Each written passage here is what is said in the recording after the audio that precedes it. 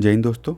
तो पिछली वीडियो में हम लोगों ने लेटर मुगल्स के बारे में पढ़ा था, जिसमें हम लोगों ने अलीवर्दी खां और ये battle of Plassey, battle of Buxar और बिहार में द्वैत शासन यानी डायाकी के बारे में देखा था। तो इस वीडियो में हम लोग नेक्स्ट चैप्टर स्टार्ट कर रहे हैं, civil rebellion and tribal uprising in Bihar. और इसमें आज हम लोग नोनिया, वहाबी मूवमेंट और चेरो रिवॉल्ट के बारे में देखेंगे। तो अगर इसके पहले की वीडियो आपने नहीं देखी है तो प्लेलिस्ट में जाकर देख सकते हैं। तो देखिए, प्लासे और बक्सर के युद्ध के बाद क्या होता है कि अंग्रेज़ जो रहते हैं अब उनकी पावर इंक्रीज़ होने लगती है इंडिया में। ठीक है, एक अपना वो आधिपत्य जो है वो भारत में स्थापित कर लेते हैं। उसके बाद जो अंग्रेज़ों के द्वारा लाई गई जो भी पॉलिसीज़ थी, उस पॉलिसीज़ की वजह से क्या हो रहा था कि लोगों के बीच में जो है अशांति फैली हुई थी। ठीक है, डिसकंटेंस था इन अंग्रेज़ों के द्वारा लाई गई पॉलिसीज़ की वजह से। ठीक है, उसके अलावा इनकी पॉलिसीज़ की वजह से लोगों को इकोनॉमिक डिफ़िकल्टीज़ का सामना करना पड़ रहा था। ठीक है, फूड ग्रेन्स की कमी हो गई थी और ये क्या करते थे, जो किसान थे उनके लैंड को भी सीज़ कर लेते थे और जो ज़मींदार हुआ करते थे वो किसानों से बहुत ही ज़्यादा लैंड रेवेन्यू जो है वो कलेक्ट किया करते थे। तो इन्हीं सब सिचुएशन की वजह से क्या होता है कि इन्हीं सब अत्याचारों की वजह से जो बिहार में हमें कई तरह के रिवॉल्ट्स देखने को मिलते हैं। तो पहले हम डिस्कस करेंगे नोनिया रिवॉल्ट के बारे में। तो जो नोनिया रिवॉल्ट है वो 1770 से लेके 1800 के बीच में हुआ। ठीक है, अब देखिए, बैटल ऑफ प्लासी के टाइम पे जो है बिहार एक मेजर सेंटर था साल्ट पिल्टर इंडस्ट्री का। और ये साल्ट पिल्टर क्या है? साल्ट पिल्टर जिससे जो बंदूक या जो गोले बनते हैं, जो भी बम वगैरह बारूद जो भरा जाता है, तो वही बारूद का इस्तेमाल जो है ये बारूद जो है साल्ट पिटर से ही बनता है। तो साल्ट पिटर का इस्तेमाल जो है वो एम्यूनिशंस बनाने में किया जाता था। हाजीपुर, तिरहुत, सारण, पूर्णिया ये मेजर सेंटर थे साल्ट पिटर प्रोडक्शन के। यहाँ पे जो है साल्ट पिटर का जो उत्पादन है, प्रोडक्शन है, वो किया जाता था। The Nonias were interested with the task of collecting saltpetre soil. और देखिए, जो नोनियाज थे इनका काम ये था, इनको काम ये दिया गया था कि ये जो है सॉल्ट पिटर जो है ये उगाएंगे, उसके बाद ये बेचेंगे। तो जो मीडिएटर्स थे जो इनसे खरीदते थे, ये इनसे रॉ साल्ट पिटर खरीदते थे बहुत कम दाम में। ठीक है, लो प्राइजेज़ में ये नोनियाज से ये खरीदते थे। अब बाद में जाके ये बड़ी बड़ी फैक्ट्रीज़ में या अंग्रेज़ों को जो है क्या करते थे, ये थोड़ा बढ़ा के ज़्यादा दाम में बेच देते थे और इसकी वजह से इनको ज़्यादा प्रॉफिट मिलता था।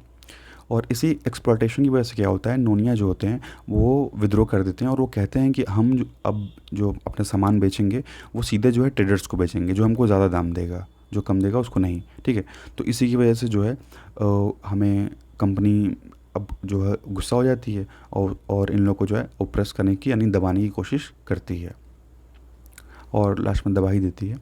नेक्स्ट हम देखेंगे वहाबी मूवमेंट इन बिहार। तो देखिए, वहाबी मूवमेंट जो था वो एक रिलीजियस मूवमेंट था। ठीक है, लेकिन उसका इम्पॉर्टेंट रोल हमें देखने को मिलेगा बिहार के फ्रीडम स्ट्रगल में। क्यों? क्योंकि रिलीजियस मूवमेंट होने के साथ साथ जो इस मूवमेंट का जो मोटो था, यानी जो इस मूवमेंट का जो ऑब्जेक्टिव था, वो एक पॉलिटिकल ऑब्जेक्टिव था। ठीक है, according to the leaders of the movement it was un Islamic to be ruled by the British. ठीक है, तो जो वहाबी मूवमेंट के लीडर्स थे उनका ये मानना था कि अंग्रेज़ जो शासन कर रहे हैं हमारे ऊपर वो अन इस्लामिक है। Wahhabi movement, Wahhabi means a disciple of Abdul Wahab of Najd. देखिए, वहाबी का मतलब होता है ये कि अब्दुल वहाब ऑफ नजद के अनुयायी होना। ठीक है, the term was use by British for political propaganda. लेकिन इस टर्म का इस्तेमाल अंग्रेज़ों के द्वारा जो है वो अपना पॉलिटिकल जो प्रोपेगेंडा है वो फैलाने के लिए किया जा रहा था। फॉर 40 ईयर्स यानी 1828 से लेकर 1868 के बीच में it had an important centre of Patna and was controlled by the members of a well-to-do Muslim family of the town who were noted for their learning and piety। तो देखिए, जो वहाबी मूवमेंट था वो तो एक रिलीजियस मूवमेंट था, लेकिन कहीं ना कहीं जो इन लोग का जो मोटो था वो एक पॉलिटिकल ऑब्जेक्टिव रखता था। और वैसे जैसा कि अभी हम बताया कि वहाबी का मतलब है कि जो अब्दुल वहाब ऑफ नजद हैं इनके डिसिपल होना या इनके अनुयायी होना या इनके शिष्य होना। ठीक है, the political object of the movement was to free the country from foreign domination. जो मेन इनका पॉलिटिकल ऑब्जेक्टिव था, ठीक है, रिलीजियस मूवमेंट था लेकिन ऑब्जेक्टिव क्या था? पॉलिटिकल था। तो पॉलिटिकल ऑब्जेक्टिव इनका ये था कि कंट्री को, देश को जो है फ्री किया जाए अंग्रेज़ों से। ठीक है, as Syed Mohammad the founder of the movement. तो सैयद मोहम्मद जो थे वो इस मूवमेंट के, वहाबी आंदोलन के फाउंडर थे, Syed Mohammad. Syed Mohammad the founder of movement in India rapidly explain his numerous letters. तो अपने कई लेटर में जो है इन्होंने ये जिक्र किया है कि इस मूवमेंट का मेन जो पॉलिटिकल मोटो है वो ये है कि अपने देश को ये अंग्रेज़ों से जो है आज़ाद कराया जाए। ही अपॉइंटेड 4 खलीफ्स। अब इनके द्वारा जो है 4 खलीफ्स जो है वो नियुक्त किए जाते हैं इस काम के लिए।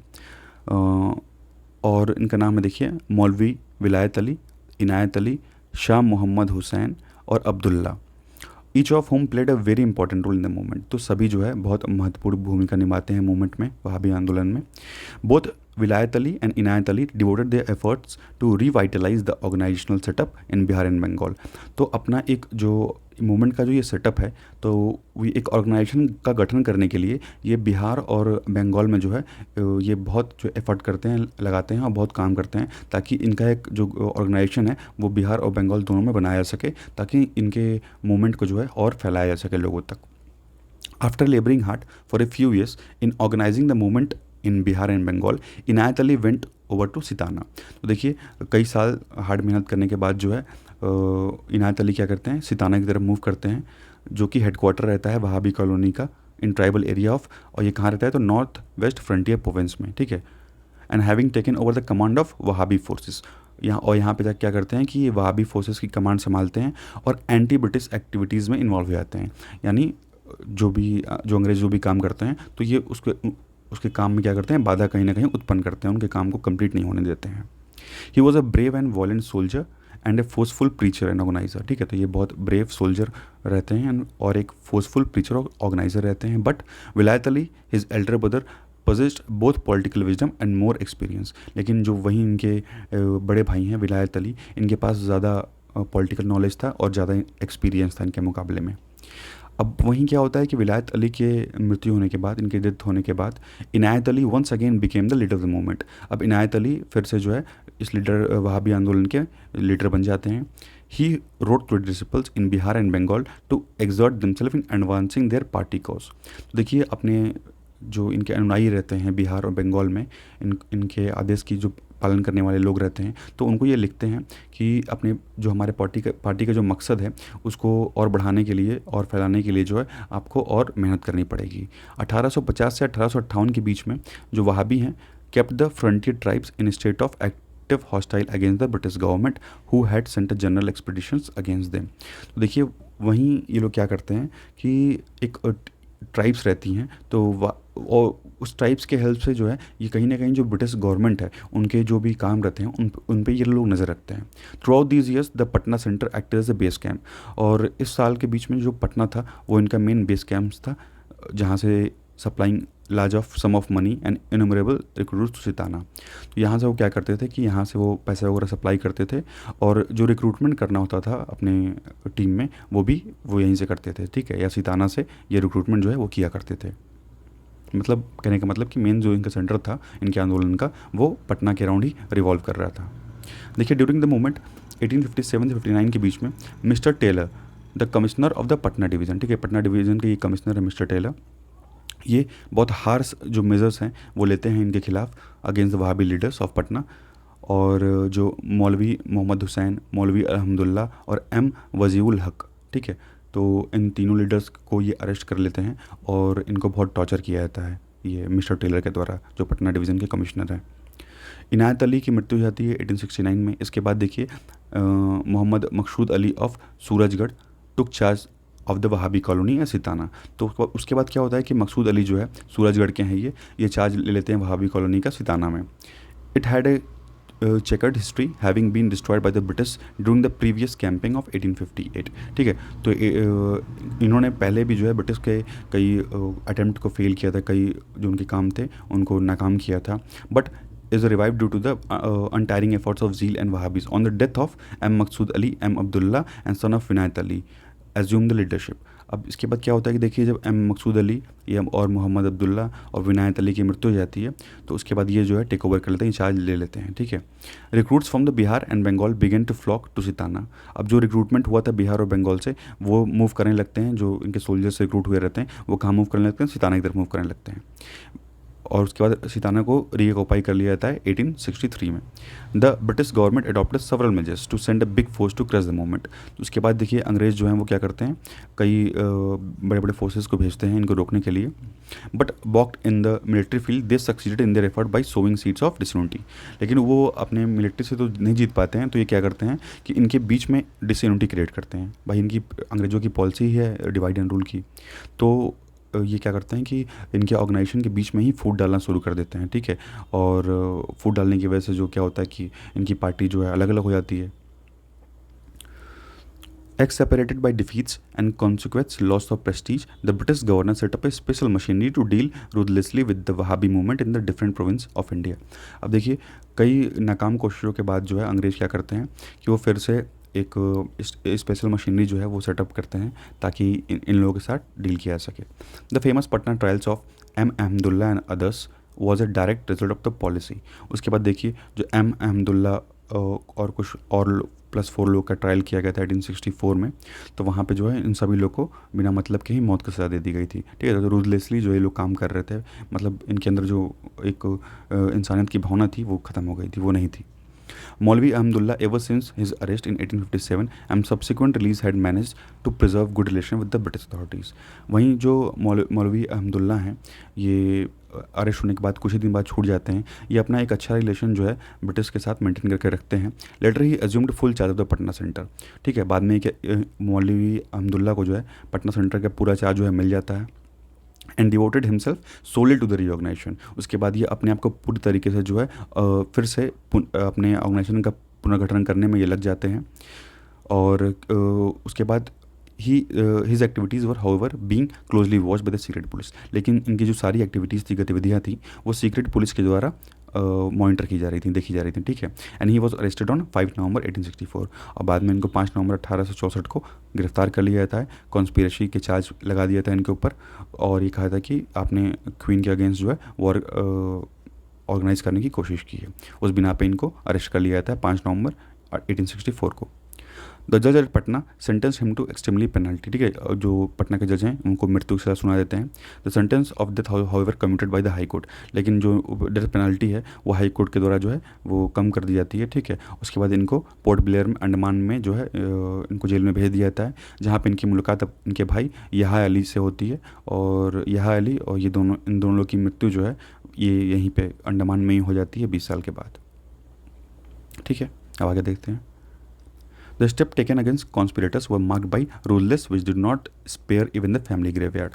अब देखिए ये अंग्रेज़ों द्वारा उठाया गया जो कदम था वो इतना ख़राब कदम था, इतना गंदा कदम था कि उनके फैमिली के जो ग्रेव यार्ड है, जो कब्र है उनके फैमिली की, उसको भी नहीं छोड़ा गया। उनके जो एंसेस्टर्स की जो ग्रेव्स थी उसको भी डिस्ट्रॉय कर दिया गया, उसको भी तोड़ दिया गया, ठीक है। The character and the achievements of the Wahabi leaders of Patna have been summoned by the hunters. अब देखिए हंटर अपनी किताब में ये लिखते हैं इंडियन मुसलमान्स, ठीक है, इनकी किताब का नाम है इंडियन मुसलमान्स। अपनी किताब में लिखते हैं कि indefatigable as the missionaries, careless of themselves, blameless in their lives, supremely devoted to the overthrow to the English in fields, adroitly skillful in organizing a permanent system of supplying money and recruits, ठीक है। इनके द्वारा ये कहा गया है कि वो हर चीज़ में जो वहाबी थे वो बहुत माहिर थे, चाहे वो रिक्रूटमेंट करने की बात हो, चाहे वो मनी सप्लाई करने की बात हो, मनी इकट्ठा करने की बात हो, ठीक है।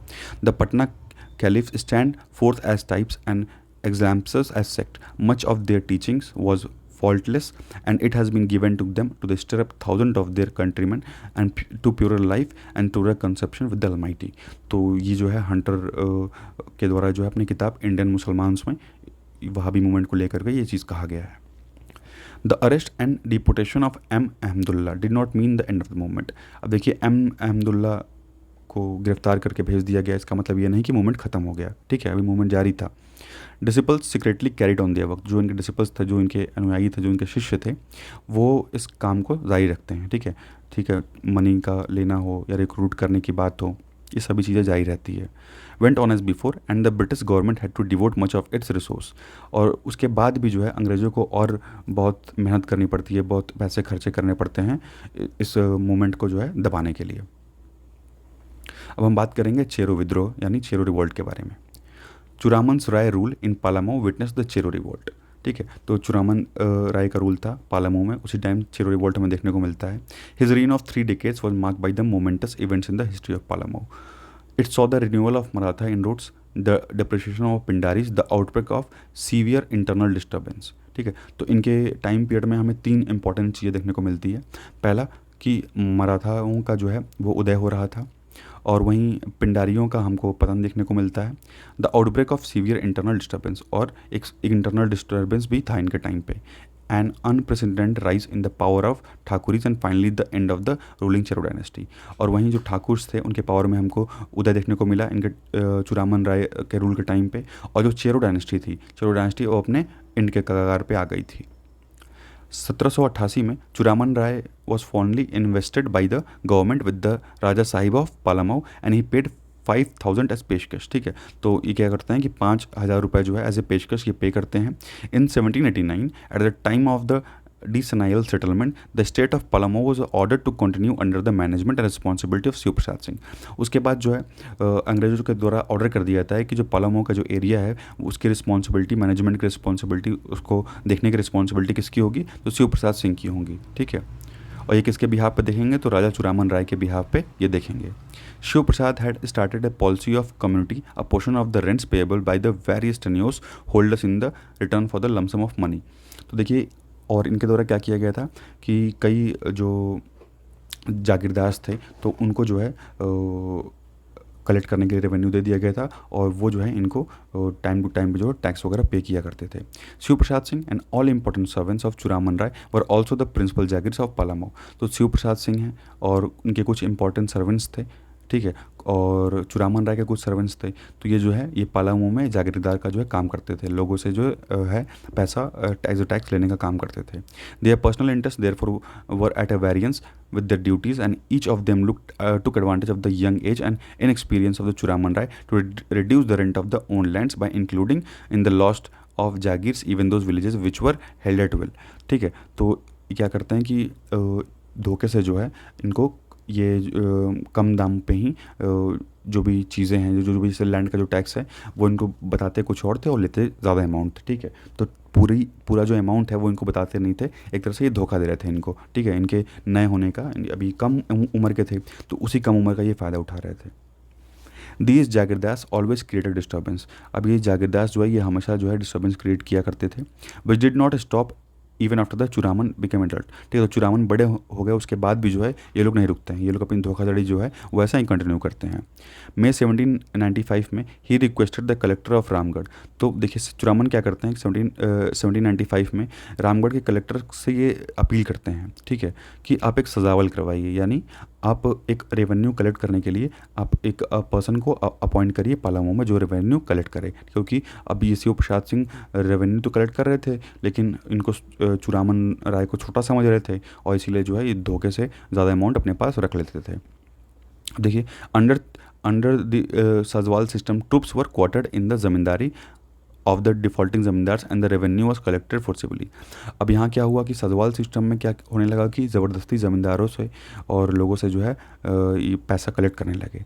But the situation did not improve. तो यहाँ भी सिचुएशन इम्प्रूव होते हुए नहीं दिखी। It wasn't after 1799 when internal disturbance coupled with the foreign इनरोड made his position almost untenable. उसके बाद 1799 के बाद सिचुएशन और ख़राब होती गई और इंटरनल मेन बात है कि देखिए जो इनके इनसाइड के जो पर्सन थे, इनके साथ के जो पर्सन थे वही इनको धोखा दे रहे थे, वही जो टैक्स तो कलेक्ट कर रहे थे लेकिन ज़्यादातर जो अमाउंट है वो अपने पास ही रख लेते थे और शो कम करते थे कि कम मिला है। ठीक है। तो इसकी वजह से धीरे धीरे कंडीशन ख़राब होती गई और 1799 तक आते आते जो है कंडीशन बहुत ज़्यादा वर्ष हो चुकी थी। अब देखिए अक्टूबर 1880 में भुक्खन सिंह जो कि एक चेरो हैं क्रिएटेड डिसऑर्डर्स इन द पालामऊ। अब ये जो है उभर के आते हैं पालामऊ में with the support of 1500 arm man from Surguja, छोटा नागपुर एंड तमर। तो सुरगुजा, छोटा नागपुर और तमर से जो है ये 1500 आदमियों का जो है एक टोली बना के निकलते हैं, सभी हथियारों से लैस रहते हैं। A Maratha inhabitant of Surguja Daljit Singh helped Bhukkan Singh. तो देखिए ये एक मराठा हैं दलजीत सिंह, ये भुक्कन सिंह की मदद करते हैं, क्योंकि ये भी जो है अंग्रेज़ों के कृत्य से, अंग्रेज़ों के जो ये लोग करते सबको ये तो सब लोग इनसे परेशान ही हैं, ठीक है। तो ये भी जो है दल इनका भुक्कन सिंह का साथ देने को तैयार हो जाते हैं। By the close years 1800 Bhukkan Singh depredations become too severe and widespread to escape the attention of the authorities. तो अब इनके कृत्य जो है अंग्रेज़ों तक पहुंचने लगते हैं भाई, ये अब ये जो है एक तरह से हाईलाइट होने लगते हैं। The commander of Ramgarh mister S Jones wrote to major William Duff of Gaya for military assistance. तो अब देखिए जो रामगढ़ के कमांडर हैं मिस्टर एस जोन्स, ये मेजर विलियम डफ को गया में लिखते हैं कि हमको जो है मिलिट्री की आवश्यकता है इन लोगों को रोकने के लिए, ठीक है। Early in March 1801 lieutenant E रॉक्सैग मार्च इनटू पालामऊ, ठीक है। तो अब लेफ्टिनेंट ई रॉक्सैग जो है वो पालामऊ आते हैं ट्रूप्स के साथ, और and expelled Bhukkan Singh and his adherents, ठीक है। और उसके बाद ये जो है भुक्कन सिंह और इनके जो साथी रहते हैं उनको भगाने की कोशिश करते हैं, ठीक है। और उसके बाद जो है कुछ लोग जो है इनके द्वारा गिरफ्तार भी कर लिए जाते हैं, लेकिन भुक्कन सिंह जो है वो निकल के भाग जाता है। बट बच्चू भोक्ता एंड शिव भक्ष भोक्ता, ये जो हैं जो इनको भुक्कन सिंह को असिस्ट कर रहे थे, इनको जो है रॉक्सैक के द्वारा अरेस्ट कर लिया जाता है। In spite of the initial success achieve by रॉक्सैक, Bhukkan Singh still pose the threat to the peace and tranquillity. तो उसके बाद भी देखिए इनके साथ ही अरेस्ट हो गए, लेकिन इसके बाद भी ये अपना काम नहीं रोकते हैं, ये अंग्रेज़ों पर जो है आक्रमण करते ही रहते हैं। His followers had already begun to ransack Palamau with some of the inhabitants of the Surguja. तो सुरगुजा के जो इनके फॉलोअर्स रहते हैं भुक्कन सिंह के, वो क्या करते हैं, सुरगुजा के कुछ लोगों के साथ मिलकर जो है वो अंग्रेज़ों पे अटैक करना जारी रखते हैं। To check the disturbance colonel Jones and major Davidson march into Surguja. तो अभी इसी डिस्टर्बेंस की वजह से क्या होता है, कर्नल जोन्स और मेजर डेविडसन जो हैं वो सुरगुजा जो है आते हैं थ्रू पालामऊ 1801 में। देयर एक्सपेडिशन है 2 कंपनीज ऑफ सिपॉयज़। तो इनके पास जो है सिपॉयज़ की, सिपाहियों की 2 कंपनी थी, और ये अपने साथ जो है 2 कैनन लेके आते हैं, यानी 2 तोप के साथ, और 2 कंपनी ऑफ सिपॉयज़ के साथ जो है सिपाहियों की 2 टोली के साथ, और यहाँ पे एक कैनन 2 कैनन के साथ ये मार्च करते हैं। But Bhukkan Singh fled from Surguja, लेकिन भुक्कन सिंह जो है देखिए फिर चला के सुरगुजा से निकल जाते हैं और ये मराठा टेरिटरी में आके शरण ले लेते हैं, ठीक है। संबलपुर और छत्तीसगढ़ का जो इलाका है वहाँ पे ये छुप जाते हैं। Colonel Jones stayed till the summer of 1802। Colonel Jones जो हैं वो 1802 तक जो है इंतजार करते हैं इनका। He made arrangements for the security of the company territories advising Surguja. कई अरेंजमेंट जो है बॉर्डर तक, एरिया का जो बॉर्डर है वहाँ पे ये अपने आदमियों को जो है तैनात करते हैं। In the first week of June 1802 colonel Jones started the return march from the Surguja to Ramgarh. उसके बाद जब ये नहीं मिलते हैं तो उसके बाद ये सुरगुजा से रामगढ़ के लिए मूव करना स्टार्ट करते हैं। लेकिन रास्ते में ही क्या होता है कि शेर घाटी पहुँचते पहुँचते जो है इनकी मृत्यु हो जाती है, और बाद में जो ये रिवॉल्ट था भुक्कन सिंह का वो ख़त्म हो जाता है। तो अब अगला जो टॉपिक है वो हम नेक्स्ट वीडियो में डिस्कस करेंगे।